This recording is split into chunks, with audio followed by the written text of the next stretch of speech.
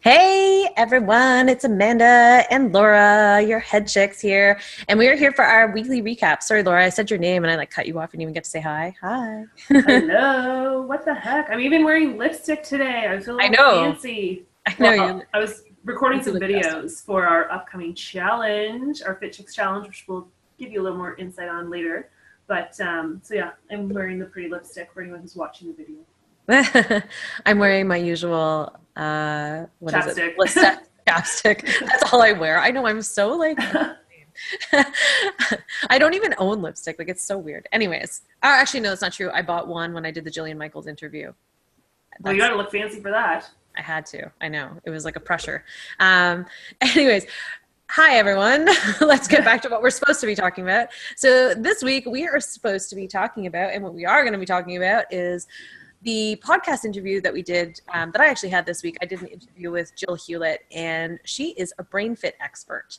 So super interesting interview. If you haven't had a chance to listen to it, make sure that you do. Check it out at Fit Chicks Chat on iTunes, or below. We have the link to the podcast.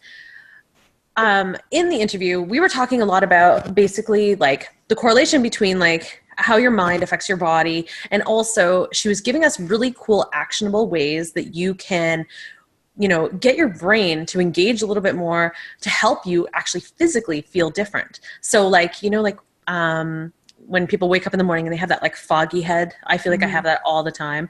Um, there's like cool different techniques that you can do to get rid of that, or the 3 o'clock slump when you feel like your energy is just like depleted and you're so tired. And then that's usually when you're reaching for sugary snacks and things like that.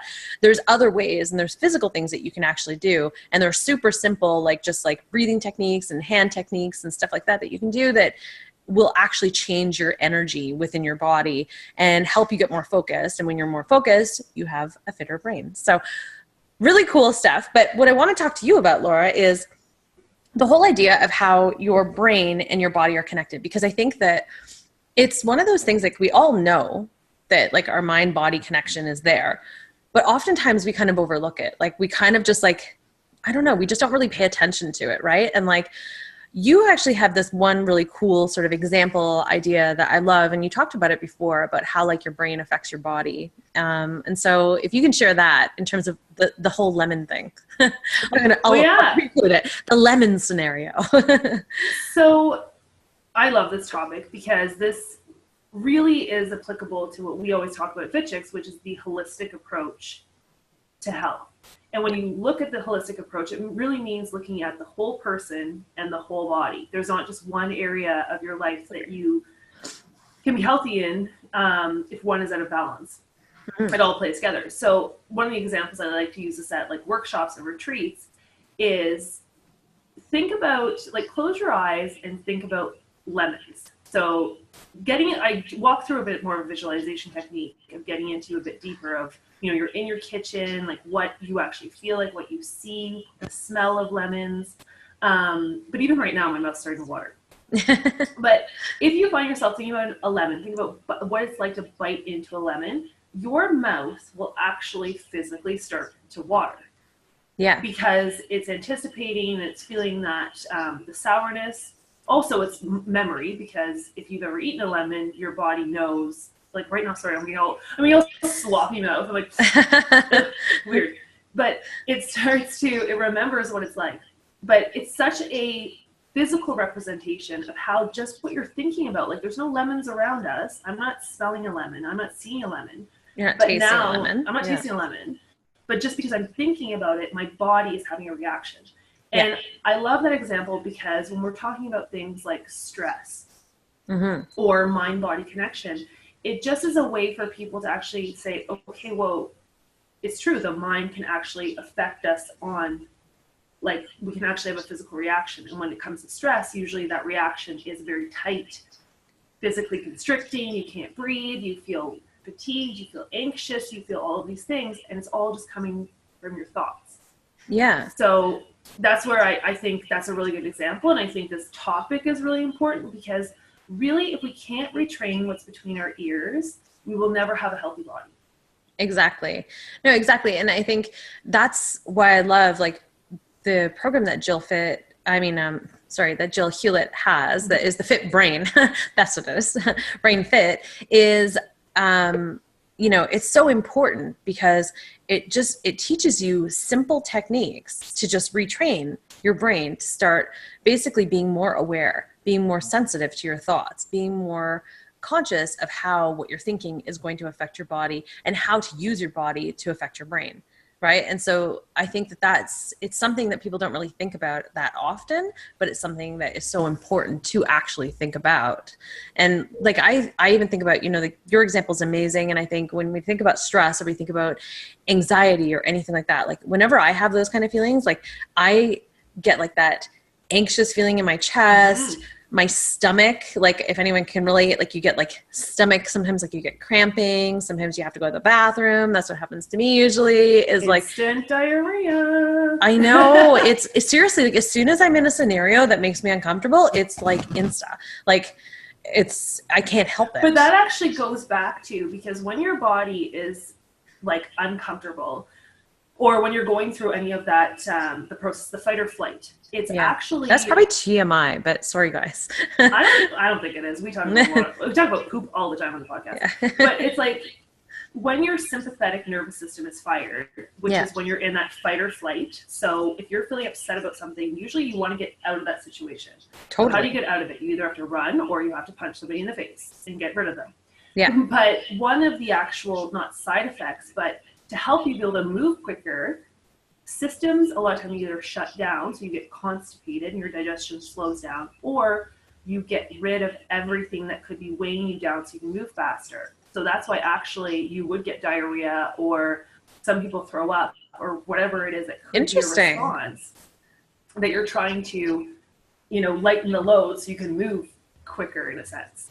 Also, it stimulates your enteric nervous system, which lines your digestive tract. So when that's stimulated, then you do have peristalsis, which is the motion of poop coming out. This is really going down a long poop hole. But for anyone, again, another visual representation, though, if you don't think that ties in together, start to think about when you're feeling anxious, when you're feeling stressed, what reactions do you have in your body?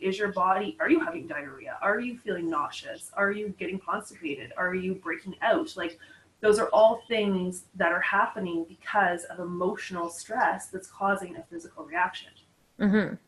Yeah. And I think once you know that, and once you actually know, like, okay, this is, I can see the connection between, okay, this is how I'm feeling and this is what I'm thinking and this is how I'm reacting, my body is reacting, then you can like learn different techniques to help you through those processes. You can learn different techniques to help you through sort of that like chaotic feeling that you can sometimes have. Like I know for me personally, my technique is really to just go into breathing techniques.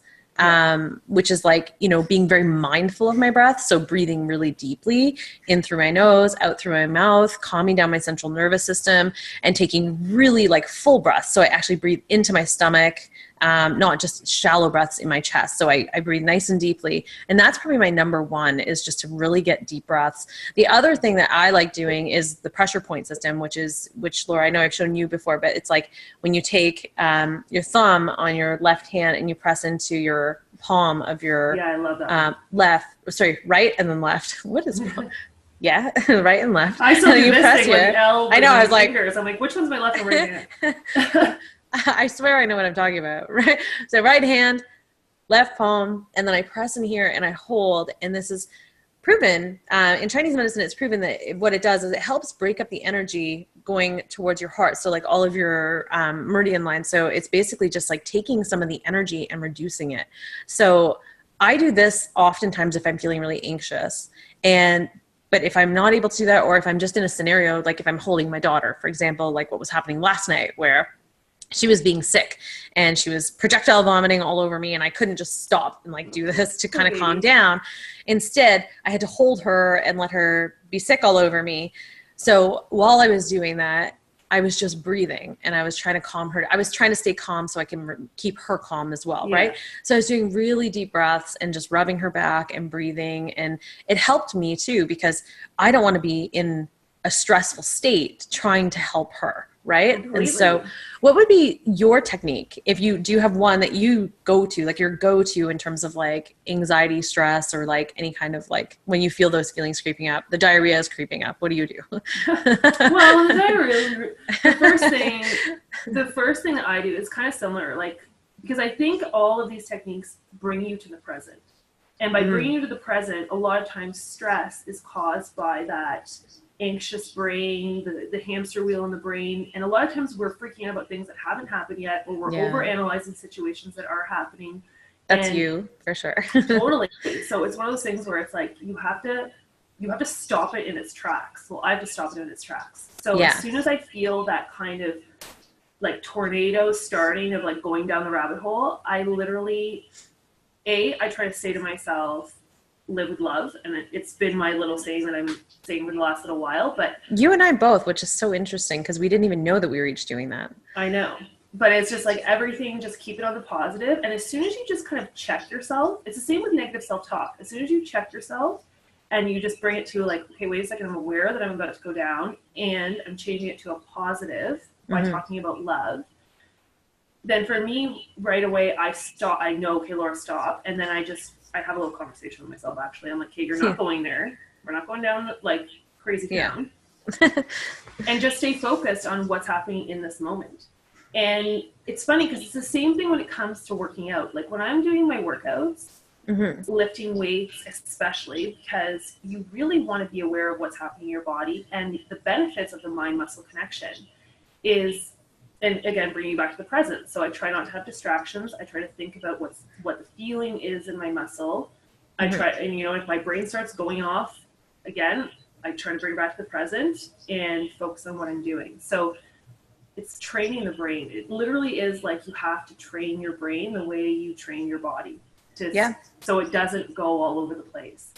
Totally. And, I mean, that's where it really comes back to holistic health. And that's why a lot of these practices, that's what they help you do. Meditation, breathing, acupuncture, acupressure, you know what I mean? Even though yoga, like everything is about the mind-body connection and staying present with what you're doing. For sure. But I find I have to catch myself. I also find, and we talk about this a lot, I find gratitude helps. And I find just being kind to yourself, because as soon as you start to go into, the mind spinning, you can tend to get really negative, especially to yourself. So just trying to be kind. But because I just think that if you don't have stress management techniques, then essentially you're going to eventually feel that in your body. Of course. And your body will start to break itself down. Definitely. Well, those are just some of our techniques. If you haven't had a chance to check out the podcast, remember, with Jill Hewlett, she has other cool techniques because she is the brain fitness expert. So make sure you listen, make sure you check it out. Comment below, let us know what kind of techniques maybe you use to help you either stay present or get rid of those feelings, or stop the rabbit hole in its tracks. Whatever it is that you do, we'd love to hear from you, because anything that you share will help other people as well. And then also, if you are interested in holistic health and holistic fitness, nutrition, wellness, all of those things, make sure you check out our upcoming programs, fitchicksacademy.com. We have our fitness and nutrition expert program, as well as our holistic natural weight loss expert. So both of them are coming up. We'd love to have you join us. If you want more information on them, email us, and make sure that you're finding your techniques that work for you, right?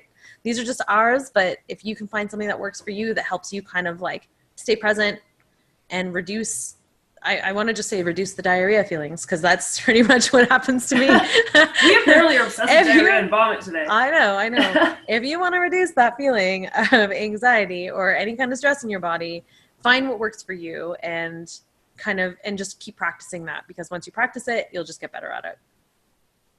All right. Till next week. See you later, everyone. Bye. Bye.